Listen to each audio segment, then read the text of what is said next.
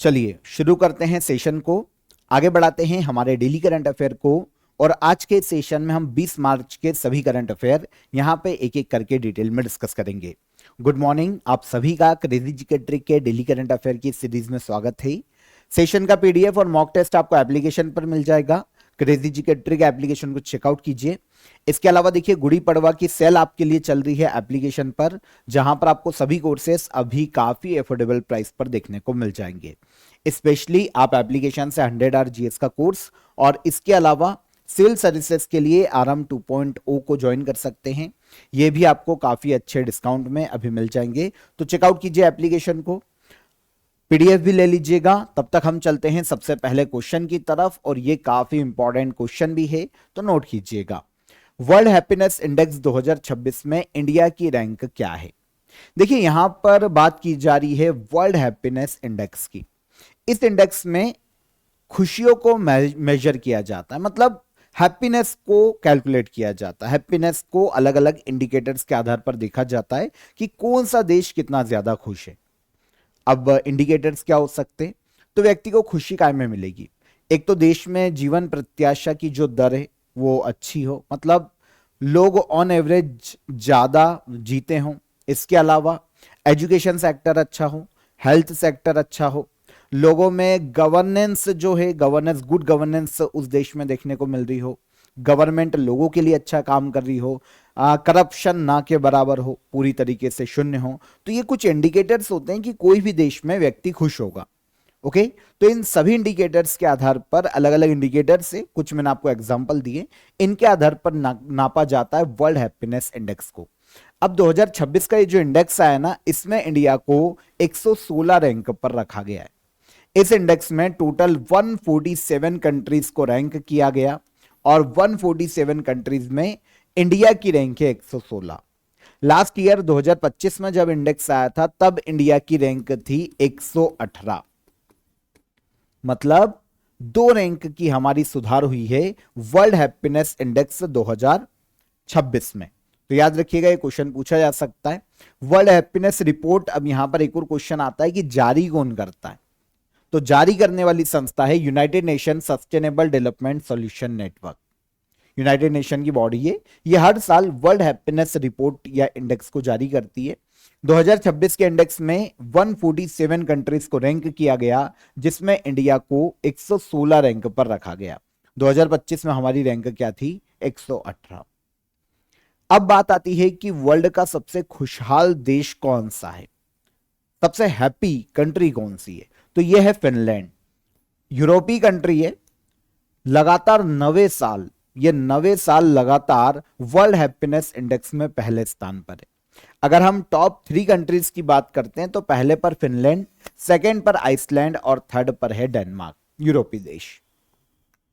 India की neighbour countries से SSC question पूछता है, तो इनकी अगर हम बात करें तो चाइना 65 रैंक पर है, नेपाल 99 रैंक पर है, पाकिस्तान 104 रैंक पर है, श्रीलंका 134 रैंक पर है, बांग्लादेश 127 रैंक पर है, और अफगानिस्तान 147 रैंक पर रखा गया है सबसे लास्ट में। अब पाकिस्तान की रैंक हमसे अच्छी है। यहां पर आपको ये एक स्ट्रेंज चीज देखने को मिलेगी कि पाकिस्तान हमसे ज्यादा खुशहाल है। तो ये इंडिकेटर्स, ठीक है, अलग अलग इंडिकेटर्स के आधार पर निकाला जाता है। तो पाकिस्तान की 104वीं रैंक है और इंडिया की रैंक है 118। सॉरी, इस बार जो रैंक है 116 है। लास्ट ईयर हमारी रैंक क्या थी? तो 118 थी। अब 2 रैंक का हमारा सुधार हुआ है और हम 116 रैंक पर आ गए हैं। ये जो इंडेक्स है ना, 2012 से निकाला जा रहा है। 2012 में पहली बार इसको जारी किया गया था। निकालता कौन है? संस्था का नाम याद रखिएगा, United nation sustainable development solution network इस इंडेक्स को जारी करता है। इजी, आगे बढ़ेंगे। भारत वर्तमान में विश्व में मेट्रो नेटवर्क के आकार में किस स्थान पर है? तो मतलब सबसे ज्यादा बड़ा रेलवे, मेट्रो रेलवे नेटवर्क किस देश के पास है? तो ये जो लिस्ट है ना, इसमें इंडिया मेट्रो नेटवर्क के आधार पर तीसरे स्थान पर है। कौन से स्थान पर है? तीसरे स्थान पर। वर्ल्ड में सबसे बड़ा मेट्रो का जो नेटवर्क है ना, वो देखने को मिलता है चाइना में। सेकंड नंबर पर आता है यूएसए। तो चाइना पहले नंबर पर है, सेकंड पर है अमेरिका, और थर्ड पर आता है इंडिया मेट्रो नेटवर्क के मामले में। आपको पता है अभी इंडिया में जो रनिंग ऑपरेशनल मेट्रो नेटवर्क है वो 1143 किलोमीटर का है, और इसके अलावा अंडर कंस्ट्रक्शन की बात करें तो 936 किलोमीटर अंडर कंस्ट्रक्शन है। उसके बाद भी इंडिया वर्ल्ड का तीसरा सबसे बड़ा मेट्रो नेटवर्क वाला देश है। हमारे यहां में अभी अगर हम वर्तमान स्थिति देखते हैं तो 29 शहर हैं जहां पर मेट्रो रनिंग है। प्रतिदिन ऑलमोस्ट 11.5 मिलियन, 1 करोड़ से ज्यादा यात्री मेट्रो में सफर करते हैं। और यहां पर एक और इंटरेस्टिंग चीज ये है कि 100% जो लोग मेट्रो में सफर करते हैं ना, उनमें से 55% मतलब आधे से ज्यादा लोग अकेले दिल्ली मेट्रो में सफर करते हैं। मतलब सबसे ज्यादा संचालित होती है, सबसे ज्यादा सक्सेसफुल अगर हम देखें तो दिल्ली मेट्रो है। 55% से ज्यादा मेट्रो में जितने भी लोग सफर करते हैं, 55% से ज्यादा दिल्ली मेट्रो में सफर करते हैं, है ना। तो मेट्रो नेटवर्क के मामले में इंडिया तीसरे स्थान पर है। पहले पर है चाइना, सेकंड पर है अमेरिका और तीसरे पर आता है इंडिया का नाम। मेट्रो नेटवर्क के बारे में आप सभी जानते हैं, urban mass rapid transit system metro है, ठीक है। शहरों में फास्ट ट्रांसपोर्ट सिस्टम के रूप में इसका यूज शुरू किया गया था। इको फ्रेंडली मोबिलिटी को बढ़ाना, है ना, फास्ट सर्विस प्रोवाइड करना और ट्रांसपोर्ट की, और इसके अलावा लोगों के लिए बहुत ज्यादा इजी करना एक स्थान से दूसरे स्थान तक जाना, यह मेट्रो नेटवर्क का मुख्य उद्देश्य है। तो मेट्रो नेटवर्क के मामले में हम तीसरे नंबर पर, पहले पर चाइना और सेकंड पर यूएसए, ठीक है। आगे बढ़ेंगे। Kalinga institute of social sciences मानवीय पुरस्कार 2025 किसे प्रदान किया गया है? इसे शॉर्ट में कहा जाता है किस ह्यूमैनिटेरियन अवार्ड। तो 2025 के लिए यह अवार्ड अनाउंस किया गया है। देता कौन है? Kalinga institute of social sciences. Humanitarian work के लिए, मतलब किसी भी व्यक्ति ने अगर सोशल सर्विस में कोई योगदान दिया हो, समाज सेवा में कोई योगदान दिया हो, तो ऐसे किसी व्यक्ति को यह अवार्ड दिया जा सकता है। 2026 में रिसेंटली 2025 के लिए यह अवार्ड दिया गया नीता अंबानी को। देखिए, नीता अंबानी को ये जो अवार्ड है ना, education, health care, women empowerment, rural development के लिए इनकी जो एक एनजीओ ऑर्गेनाइजेशन है रिलायंस फाउंडेशन, इनके द्वारा जो योगदान है, इसके लिए नीता अंबानी को इस सम्मान से सम्मानित किया गया है। तो नीता अंबानी को किस ह्यूमैनिटेरियन अवार्ड 2025 से सम्मानित किया गया? ओडिशा के भुवनेश्वर में Kalinga institute of social sciences देखने को मिलता है। इसके कैंपस में यह अवार्ड दिया गया नीता अंबानी को, और यही संस्था अवार्ड देती है। अवार्ड किस क्षेत्र में दिया जाता है ये मैंने आपको बता ही दिया है ना। ह्यूमैनिटेरियन वर्क के लिए, सोशल डेवलपमेंट में अगर किसी व्यक्ति ने योगदान दिया हो तो यह अवार्ड दिया जा सकता है। 2025 के लिए नीता अंबानी को दिया गया। सबसे पहली बार शुरू किया गया था अवार्ड 2008 में। देने वाली संस्था Kalinga institute of social sciences, इसका सबसे बड़ा अवार्ड है। और अगर हम ऑर्गेनाइजेशन की बात करते तो ये जो ऑर्गेनाइजेशन है ओडिशा के भुवनेश्वर का, ये खुद फ्री एजुकेशन के लिए, जो ट्राइबल कम्युनिटी है उनके लिए फ्री एजुकेशन के लिए काम करता है, फूड के लिए काम करता है, उनके आवास के लिए काम करता है। तो ये खुद भी काफी चैरिटेबल ट्रस्ट के तौर पर काम करता है। 1993 में इसकी स्थापना की गई थी, भुवनेश्वर में इसका हेडक्वार्टर है। और इसके द्वारा जो अवार्ड है किस ह्यूमैनिटेरियन अवार्ड, ये शुरू किया गया था 2008 में। आगे चलिए। लघु जल विद्युत विकास योजना किस मिनिस्ट्री से संबंधित है? तो इंग्लिश में पढ़ते हैं, यहां पर अच्छा समझ में आएगा। Small hydro power development scheme, इसे शुरू करने का श्रेय दिया जाता है ministry of new and renewable energy को। आंसर हो जाएगा आंसर बी। देखिए, small hydro power development scheme, नाम से समझ में आ जाएगा यहां पर छोटी जल विद्युत परियोजनाओं की बात हो रही है। तो इस योजना को हाल ही में अनाउंस किया है ministry of new and renewable energy ने। तो इस स्कीम को 2026-27 से लेकर 2030-31 के फाइनेंशियल ईयर के लिए हाल ही में मंजूरी दी गई है। स्मॉल हाइड्रो पावर प्रोजेक्ट क्या होता है? छोटी जल विद्युत परियोजना है। देखिए, ऐसी जल विद्युत परियोजना या फिर ऐसा पावर जनरेशन सिस्टम है जहां पर जो स्मॉल लेवल पर, छोटे लेवल पर वाटर बॉडीज में छोटे छोटे हाइड्रो पावर प्रोजेक्ट शुरू किए जाते हैं, चाहे रिवर हो, कैनाल्स में हो, इनमें पानी के माध्यम से इलेक्ट्रिसिटी को डेवलप किया जाता है। इससे होता ये कि जो बड़े डैम बनाए जाते हैं बड़े हाइड्रो पावर प्रोजेक्ट में, उनकी जरूरत नहीं पड़ती है। छोटे छोटे हाइड्रो पावर प्रोजेक्ट के माध्यम से नदी के बहाव को कैजुअली रोका जाता है या फिर नेचुरली उसके बहाव को चलने दिया जाता है, कैनाल्स का यूज किया जाता है और इलेक्ट्रिसिटी को जनरेट किया जाता है। जब बड़े डैम बनाने की जरूरत नहीं पड़ती तो बायोडाइवर्सिटी और जो नेचर है उसको प्रोटेक्ट किया जा सकता है और इन्वायरमेंट के लिए एक सुरक्षित तरीका माना जा सकता है स्मॉल हाइड्रो पावर प्रोजेक्ट। तो इसी को प्रमोट करते हुए इंडिया में अभी ministry of new and renewable energy ने भारत में small hydro power development scheme को लॉन्च किया है। 2026-27 के फाइनेंशियल ईयर से लेकर 2030-31 के फाइनेंशियल ईयर तक इसको लागू किया जा रहा है। इसकी जो टोटल बजट रखा गया है वो रखा गया है 2584 करोड़ रुपए 2030-31 के फाइनेंशियल ईयर तक। 1500 मेगावाट कैपेसिटी को डेवलप करना इस स्कीम का मुख्य लक्ष्य है। ओके, रिमोट और रूरल एरियाज में स्पेशली फोकस किया जाएगा, ग्रामीण क्षेत्रों में फोकस किया जाएगा और वहां पर छोटे छोटे हाइड्रो पावर प्रोजेक्ट का निर्माण किया जाएगा। ऑब्जेक्टिव क्लीन और रिन्यूएबल एनर्जी को बढ़ावा देना, भारत में ग्रामीण क्षेत्रों में बिजली पहुंचाना, बिजली की पहुंच को सुनिश्चित करना और सस्टेनेबल डेवलपमेंट गोल्स को अचीव करना, इसमें स्पेशली रिन्यूएबल एनर्जी कैपेसिटी को बढ़ावा देना, यह उद्देश्य है small hydro power development scheme का। योजना का टोटल जो बजट है 2584 करोड़ का है और कितने मेगावाट कैपेसिटी इलेक्ट्रिसिटी प्रोड्यूस की जाएगी, तो 1500 मेगावाट कैपेसिटी है इलेक्ट्रिसिटी की, इतनी जनरेट की जाना लक्ष्य रखा गया है इस स्कीम के तहत। अंतर्राष्ट्रीय खुशी दिवस हर साल कब मनाया जाता है? तो इंटरनेशनल डे ऑफ हैप्पीनेस ये हर साल मनाया जाता है पूरे, अगर हम इंटरनेशनली लेवल पर देखें तो यह डे हर साल मनाया जाता है 20 मार्च को, international day of happiness. United nation के द्वारा सबसे पहली बार 28 जून 2013 को इस डे को मान्यता दी गई थी। मान्यता 2012 में मिली, लेकिन पहली बार यह डे मनाया गया था 2013 में। इसको याद रखिएगा, कंफ्यूज मत होना। मान्यता मिली है 2012 में और पहली बार मनाया गया 2013 में, इंटरनेशनल डे ऑफ हैप्पीनेस। तो कब मनाया जाता, आंसर ले लें, 20 मार्च को यह डे हर साल मनाया जाता है। इजी, ठीक है। उद्देश्य क्या है? पूरे वर्ल्ड में खुशी को प्रमोट करना।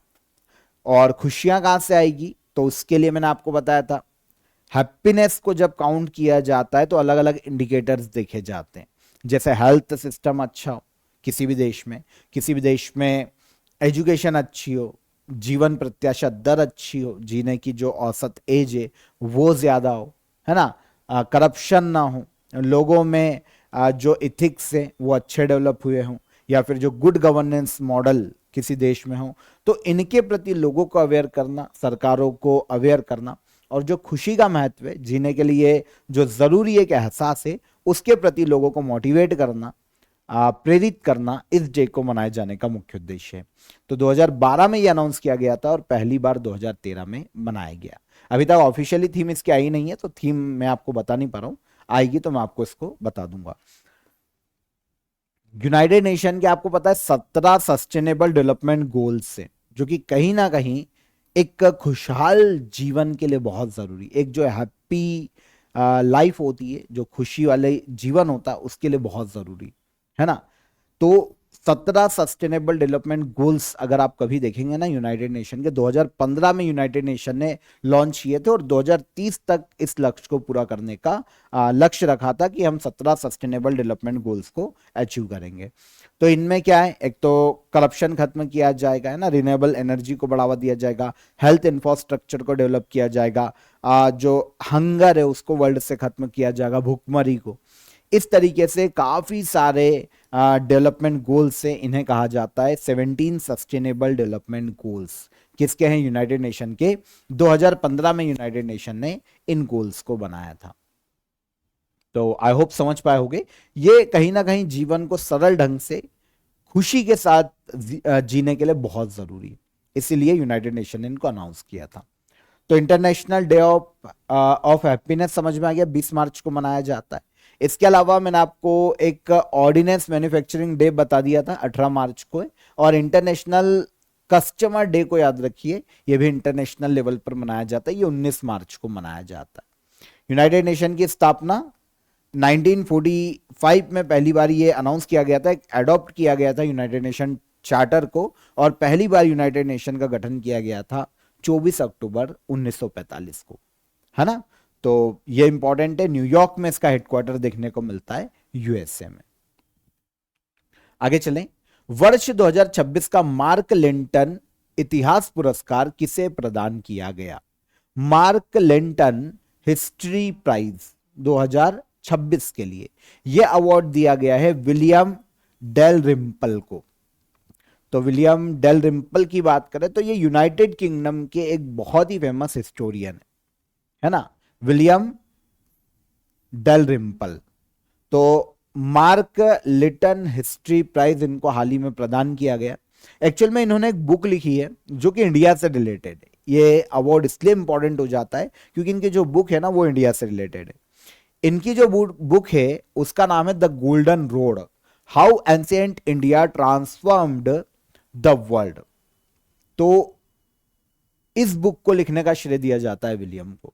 अब इस बुक में इंडिया का जो कल्चर है ना, प्राचीन, जो प्राचीन रिलीजियन है, जो प्राचीन ट्रेड है, जो मैथमेटिक्स में इंडियंस का योगदान है, या फिर जो एंशिएंट इंडिया का योगदान है, उसको दर्शाया गया है। और यह बताया गया है कि इंडिया ने वर्ल्ड को क्या क्या दिया है, वर्ल्ड को कैसे चेंज किया है ना। तो ये बुक है द गोल्डन रोड के नाम से, how ancient India transformed the world. इस बुक को लॉन्च किया गया था कुछ समय पहले, और इसी बुक के लिए मार्क लिंटन हिस्ट्री प्राइज दिया गया हिस्टोरियन विलियम डेलरिम्पल को। यूनाइटेड किंगडम के ये हिस्टोरियन है और बुक इन्होंने इंडिया पर लिखी है। तो आई होप समझ पाए होंगे कि बुक किससे रिलेटेड है। यूनाइटेड किंगडम से आते हैं विलियम। अब अवार्ड की बात करें, क्योंकि अवार्ड यहां पर इनको मिला है।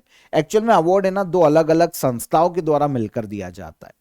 ऐसे किसी व्यक्ति को दिया जाता है जिन्होंने हिस्ट्री पर कुछ लिखा हो, है ना, इतिहास के माध्यम से लोगों में अवेयरनेस फैलाई हो, या इतिहास के माध्यम से लोगों को कुछ इंपॉर्टेंट चीज बताई हो। तो ऐसे किसी व्यक्ति को इन डेप्थ रिसर्च, हिस्ट्री में डेप्थ रिसर्च के लिए यह अवार्ड दिया जाता है। देने वाली संस्था है नीमान फाउंडेशन फॉर जर्नलिज्म और Columbia University School of journalism.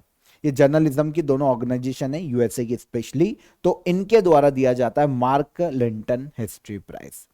तो ये विलियम को दिया गया, यूनाइटेड किंगडम के एक हिस्ट्री के ऑथर हैं।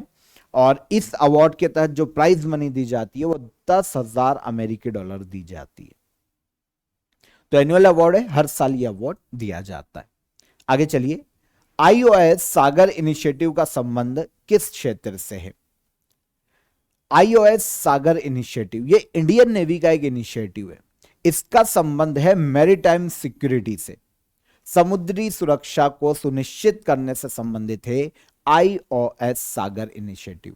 अब देखिए, आईओएस सागर इनिशिएटिव में आईओएस का मतलब क्या है? तो इसका मतलब होता है द इंडियन ओशियन शिप। तो इसको शॉर्ट में कहा जाता है आईओएस, है ना, सागर इनिशिएटिव।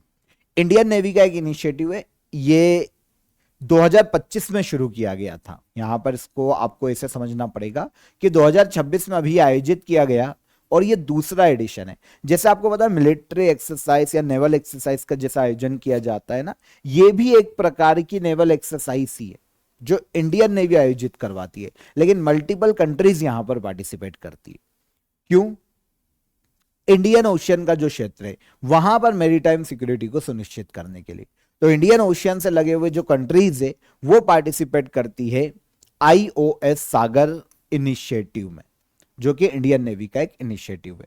तो इंडियन ओशियन रीजन में मैरीटाइम कोऑपरेशन को बढ़ाना, सिक्योरिटी को बढ़ाना, इस इनिशिएटिव को लॉन्च किए जाने का या आयोजित किए जाने का मुख्य उद्देश्य है।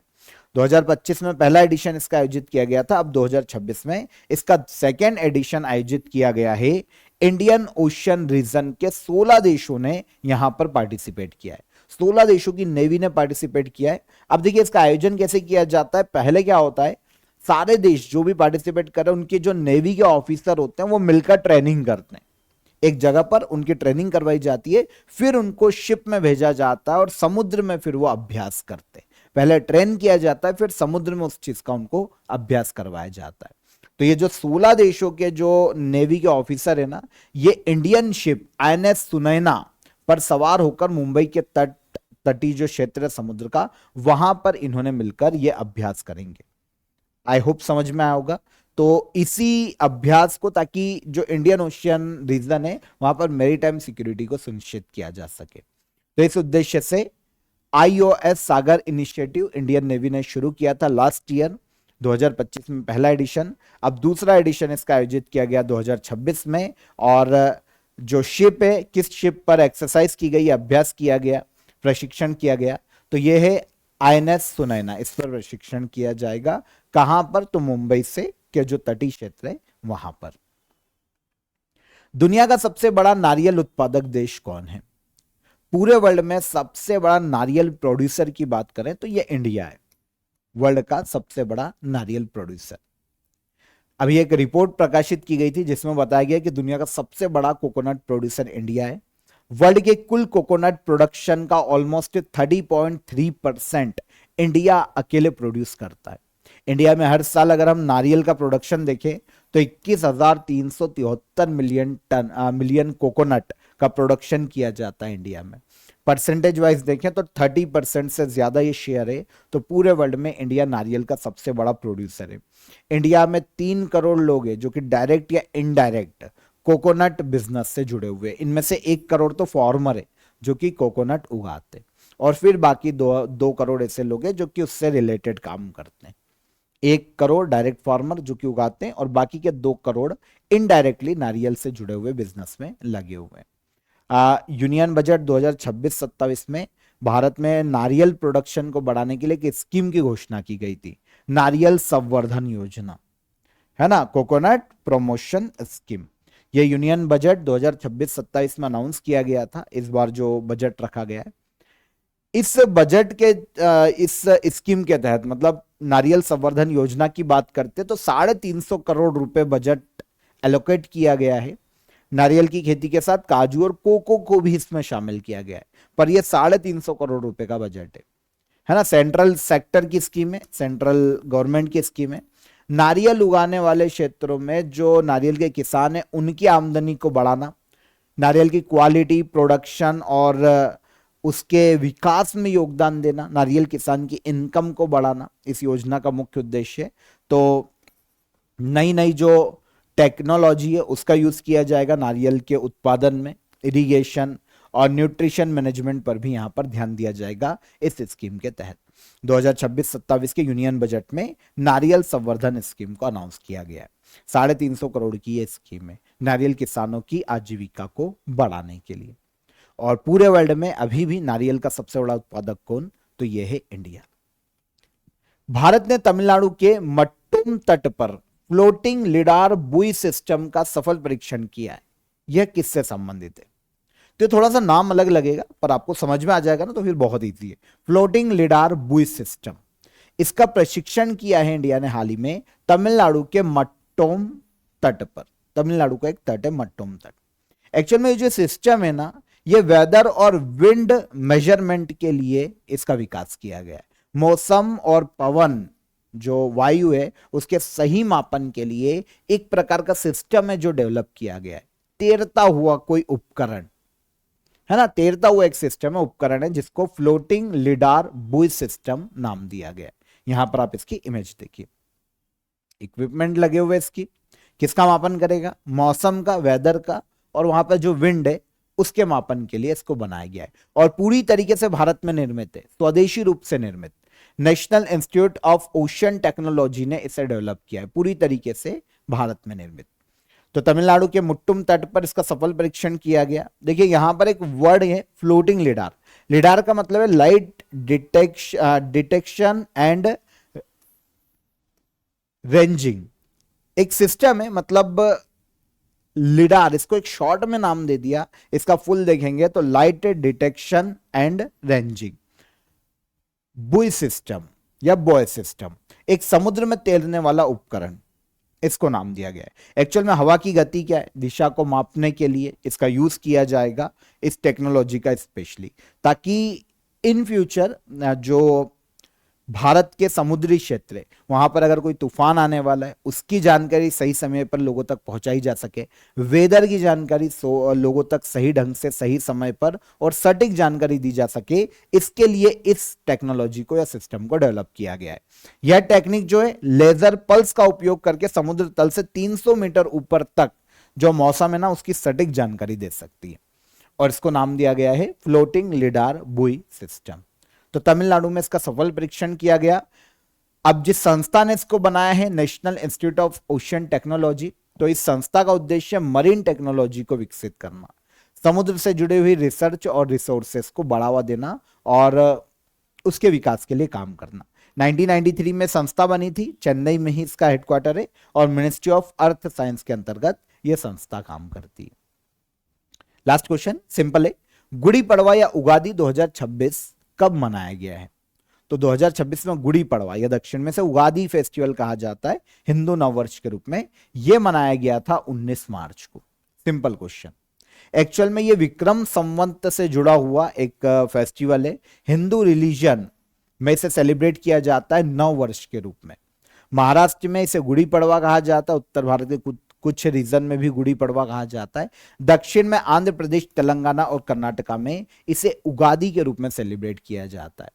चैत्र मास की शुल्क प्रतिपदा पर यह मनाया जाता है और यहीं से हिंदू जो कैलेंडर है उसकी शुरुआत मानी जाती है, हिंदू नववर्ष की शुरुआत मानी जाती है गुड़ी पड़वा से।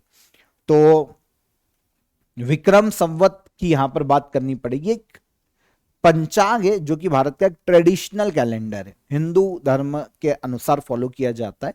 तो उज्जैन के कभी राजा थे विक्रमादित्य, इन्होंने शकों के पर विजय के उपलक्ष्य में 57 BC ईसा पूर्व में विक्रम संवत की शुरुआत की थी। और इसी कैलेंडर को, क्योंकि जो इंग्लिश कैलेंडर है जिसे ग्रेगोरियन कैलेंडर कहा जाता है, अगर इससे कंपेयर करते हैं तो ग्रेगोरियन कैलेंडर इसके बाद में आया था, 57 साल आगे चलता है विक्रम संवत, उसके बाद आया था ग्रेगोरियन कैलेंडर। तो इसीलिए अभी 2026 चल रहा है, लेकिन हिंदू अगर हम विक्रम संवत की बात करते हैं तो विक्रम संवत 2083 की शुरुआत हुई है यहां से। ओके, तो ये एक इंपॉर्टेंट फैक्ट है, इसको याद रखिएगा। वर्ष 2026 में विक्रम संवत 2083 चल रहा है। तो क्वेश्चन हमारा गुड़ी पड़वा से, तो 19 मार्च को गुड़ी पड़वा मनाया गया। ठीक है, यहां पर 20 मार्च के हमारे सभी करंट अफेयर यहां पर हमने डिटेल में डिस्कस किए। ये तो सिंपल क्वेश्चन था।